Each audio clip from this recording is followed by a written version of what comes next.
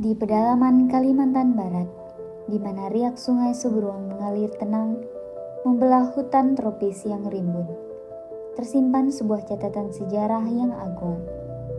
Jauh sebelum hiruk-pikuk, modernitas menyentuh tanah ini, sebuah benih iman telah ditanam. Sejiram bukan sekedar sebuah desa. Ia adalah rahim bagi kelahiran iman Katolik di Kalimantan Barat.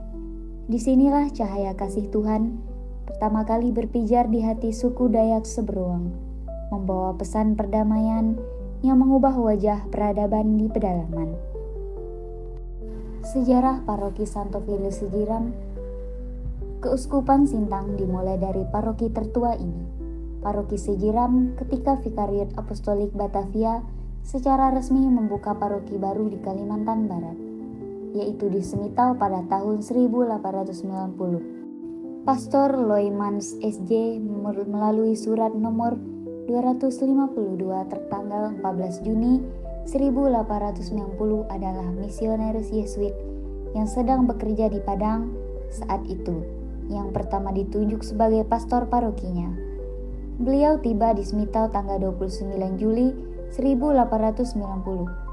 Setelah melihat bahwa etnis Dayak hampir tidak ada yang tinggal di Semitau, maka beliau memutuskan untuk memindahkan pusat paroki ke Sejiram pada tahun 1890. Beliau dijemput dan dibawa ke Sejiram oleh Bapak Baber, Bantan, dan Unang, 3 bersaudara putra Dayak asli Sejiram.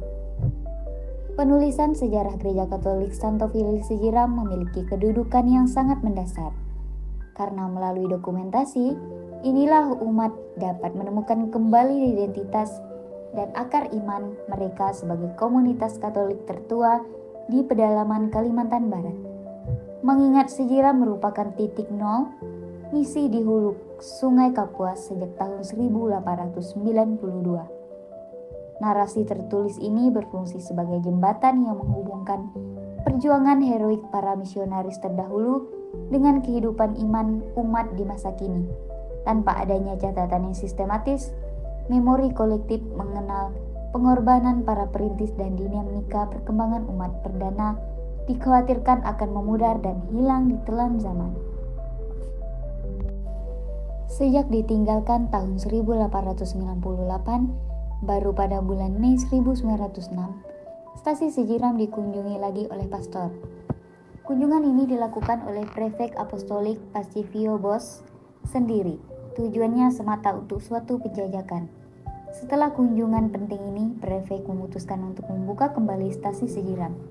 Akhirnya, pada tanggal 22 Agustus 1906, stasi Sejiram resmi dibuka atau diaktifkan kembali oleh Apostolik, menugaskan Prefek Seraya Pastor Egonius OFM Cup, Pastor Camilius OFM Cup, dan Bruder Theodorius OFM Gereja Kedua Sejiram tahun 1907 untuk menetap dan melayani umat di stasi Sejiram. Tidak lama kemudian, karya misi di Sejiram diperkokoh dengan datangnya beberapa dengan Suster Fransiskanes dari Veghel, Suster Fransiskus dari Perkandungan Tak Bernoda Bunda Suci Allah atau SFIC, yaitu Suster Didelia, Suster Kasperina, dan Suster Cajetana pada tahun 1908. Datangnya para misionaris Kapusin dan suster-suster Fransiskanes tersebut, mereka titik awal baru gereja ketiga Sejiram. Tahun 1937, perkembangan gereja di wilayah ini, ladang sudah dibuka dan benih mulai ditanam.